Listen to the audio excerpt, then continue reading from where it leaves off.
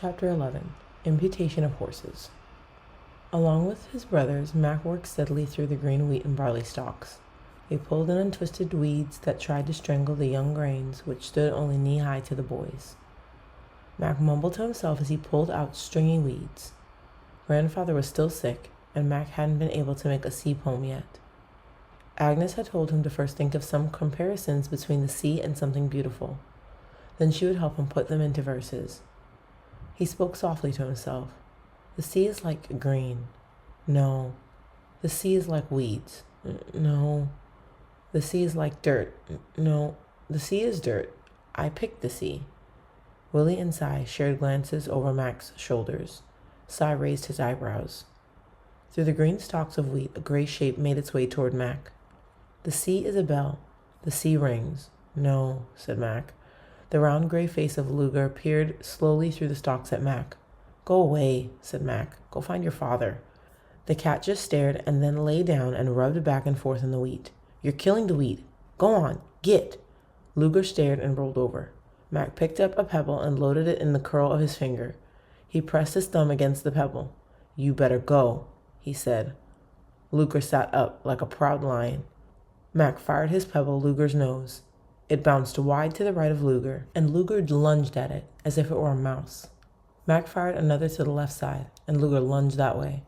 Mac fired over Luger's head, and Luger sped after it.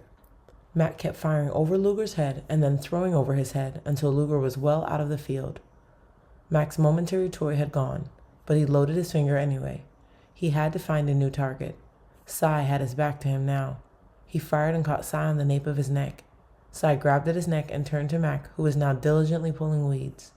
The sea is sick. The sea is ill. The sea, said Mac. A thumb-sized dirt clod struck him in the shoulder. He looked over at Cy, who was now weeding diligently as Willie. Mac fired a pebble over at Willie.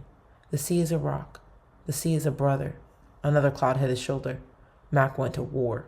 He stood up and pelted both brothers with clods, arm over arm.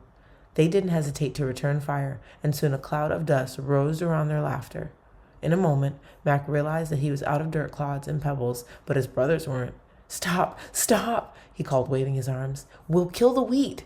They looked around their feet. Nothing was too badly damaged. They all accepted the truth and went back to pulling weeds.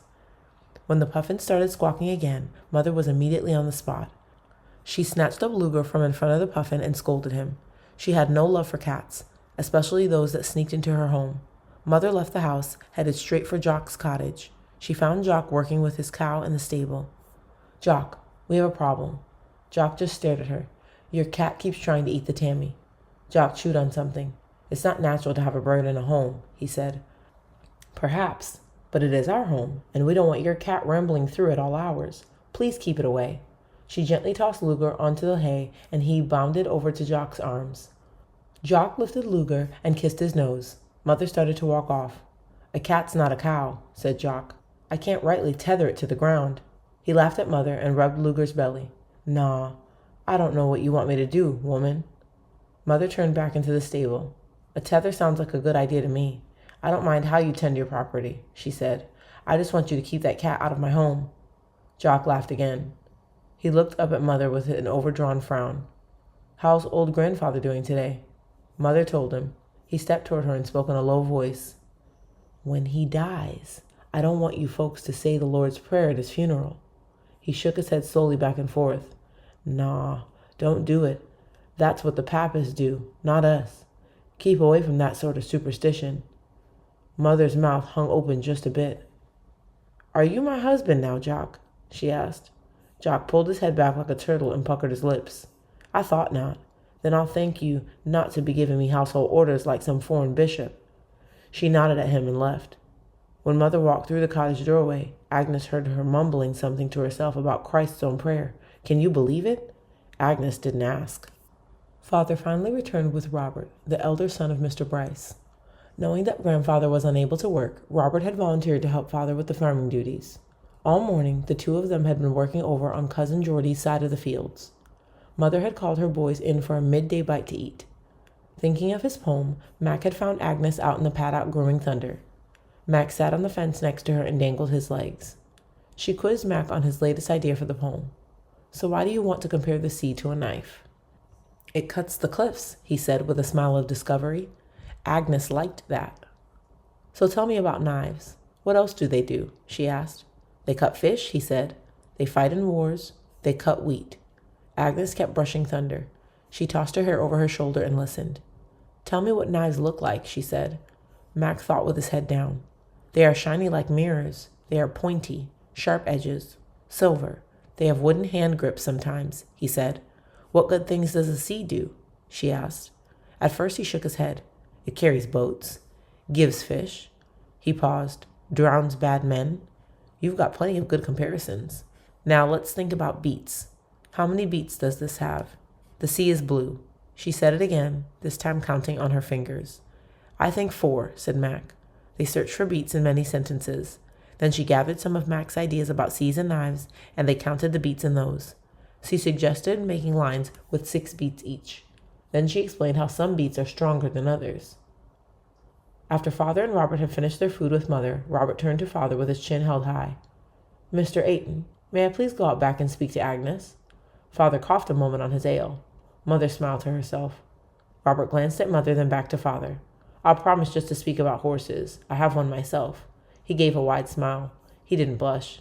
Just horses, eh? Said Father. No, you don't have to do that. Go on. Robert was already out back before Father could lean back and throw his hands up to Mother. She shot a piece of bread at Father's forehead. It bounced off onto the floor. As Robert questioned Agnes about Thunder, Mac looked Robert all over. He stared at Robert's trousers, his shirt, his hair. Robert and Agnes spoke on and on about horses. Mac's poetry lesson had been stopped short. During one pause in their discussion, Mac hopped off the fence and stood right in front of Robert. What is justification? Mac asked Robert. Agnes and Robert laughed. Mac didn't. He folded his arms. At first, Agnes gave Mac a deep frown. Then she raised her smiling chin to Robert. She arched her eyebrow and waited. Robert kneeled down to look Mac in the eye. Don't you know? Robert asked Mac. Oh, I know. Some of the words, said Mac. But I asked you first, he said. What does justification have to do with horses? Robert quickly withdrew the question, thinking of several answers, but not before Mac shot out an answer. Plenty, said Mac. Robert picked Mac up and set him on Thunder. Then Robert stood to his full height and addressed Mac eye to eye. Let's see. Question 70, I believe, said Robert, searching inside his head. He spoke clearly and slowly. Here goes. Justification is an act of God's free grace unto sinners, in which he pardons all other sins, accepts and accounts their person righteous in his sight, not for anything wrought in them or done by them, but only for the perfect obedience and full satisfaction of Christ, by God imputed to them and received by faith alone. Agnes grinned from ear to ear. Mac's mouth hung open. That's not the shorter catechism, said Agnes to Mac. She raised her eyebrows. That's the larger catechism. Father appeared behind Robert in the stable doorway. I thought you were just going to talk about horses, said Father. What does justification have to do with horses? Oh, plenty, said Robert. Later that evening, Grandfather's lips seemed to turn more blue than usual. He coughed so much he couldn't lie down and breathe anymore. He snored, propped up against a neat pile of straw Mother had arranged. Nothing they were doing seemed to bring Grandfather any relief. Mother gave Father a look that recalled a previous conversation they had had. Father nodded. Tomorrow he would bring a physician from Aberbrothock to bleed Grandfather to make him better. But he won't like the leeches, said Father. That comment broke all conversations in the room. The boys and Agnes all looked up. Then they went back to their projects. Agnes and Mac worked on the meter of the first 2 lines of his poem. They spoke in low tones so that only the 2 of them would know the poem. Talk of physicians and leeches made them hurry. Agnes continued talking about the second line. You see, if you want to use the word mirror, it can't be at the end of the line. You need an upbeat at the end, but mirror goes down. It's mirror, not mirror, you see. So we have to try to fit it in the middle of the line. Mac leaned his cheek on his hand and said his line again. It's blade a bright mirror, so move it to the middle? He asked. He thought about it. And I would try to find a word other than bright. That doesn't seem to fit with mirrors, she said. Mac covered his eyes with his hands and put his head on the table. He thought about mirrors for a moment. How about shines instead of bright? He asked. She nodded. Then maybe this. It's blade a mirror shines, he said. He said it again, emphasizing the beats. It's blade a mirror shines. How about that? But just then the puffin went into another fit of screeching and squawking and hissing. Thunder, too, started neighing with fear. Mac was the closest. He hopped up and flew like a gale. He knew where the gray problem would be sitting, even though it was solidly dark on that side of the house. Father and Mother stood up, but wouldn't be able to get there before the others. Willie and Cy shot up at the first squawk and were close to Mac's heels. Mac turned the stable corner in the dark and reached for the cat. The squawking didn't stop. It got louder. The cat wasn't sitting where it usually was. Mac pressed Father into the darkness, his hands grasping at air. Mac was right in the puffin's corner now, and as his eyes finally started to adjust, he saw the gray silhouette of Luger standing this time over the puffin. Mac stopped breathing and thinking and lunged at the cat. He gripped the body of fur with 2 hands and pulled it off the puffin. Luger's claws lashed out at the air, and the cat turned in Mac's grip as Mac ran back from the corner. The cat, still intent on his puffin prey, started scratching Mac to get away from this grip. Mac held on and kept moving toward the stable door, but with a wild, sprawling turn, Luger scratched at Mac in a blur of all 4 paws. Without thinking, Mac pushed Luger away off his chest into the air. For a moment, the cat flew unattached to anything, away from Mac, and then the cat landed on the rear end of Thunder. It snatched at Thunder's tail to find a grip as it slid down Thunder's back legs. Its claws dug deep into Thunder, and Thunder started kicking wildly. All the boys moved far away. The cat howled as it slid into Thunder's swift kicks, and Thunder sent Luger soaring through the darkness. The cat hit the far wall of the stable with a loud thud. Everyone was silent. Father calmed Thunder. The cat didn't get up and run away. It didn't howl anymore, or even moan. It was dead. Everyone knew it.